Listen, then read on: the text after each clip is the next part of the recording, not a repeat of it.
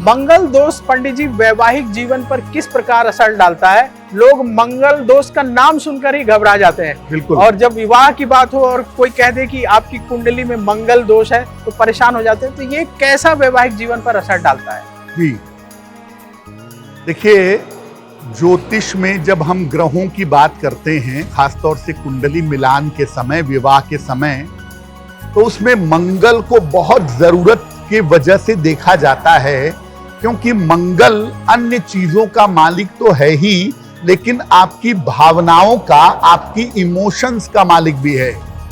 मंगल आपके भावना को, आपके रिश्तों को प्रभावित करता है, इसीलिए वैवाहिक जीवन की हर भावना को प्रभावित करता है।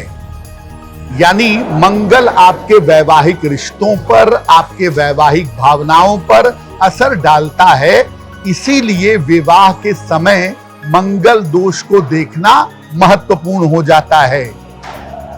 मंगल जब कुंडली के कुछ विशेष भाव में बैठता है तो हम कहते हैं कि कुंडली में मंगल दोष है या कुंडली मांगलिक है।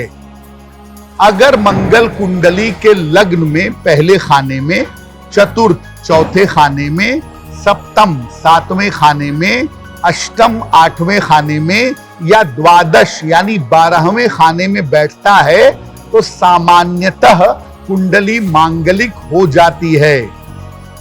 लोगों का ऐसा मानना है कि अगर कोई व्यक्ति मांगलिक है, लड़का मांगलिक हो या लड़की मांगलिक हो, तो उसकी शादी मांगलिक से ही करानी चाहिए, नहीं तो वैवाहिक जीवन में बड़ी समस्याएं पैदा हो जाती हैं। यानी मंगली का विवाह मंगल से ही होगा, ऐसा लोग मान करके चलते हैं। और कभी कभी लोग ये कहते हैं कि अगर एक आदमी मांगलिक है और दूसरा आदमी मांगलिक नहीं है, तो जो दूसरा आदमी मांगलिक नहीं है उसके जीवन में बड़ी मुश्किलें आ सकती हैं, दूसरे व्यक्ति की मृत्यु तक हो सकती है। जैसा प्रवीण जी ने कहा कि मंगल दोष के साथ इतनी सारी बातें जुड़ी हुई हैं कि लोग मंगल दोष के नाम से डरते हैं। हालांकि मंगल जब अलग अलग खानों में बैठता है तो हर खाने का मंगल दोष अलग होता है। लग्न का मंगल दोष और चतुर्थ भाव के मंगल दोष में अंतर होता है।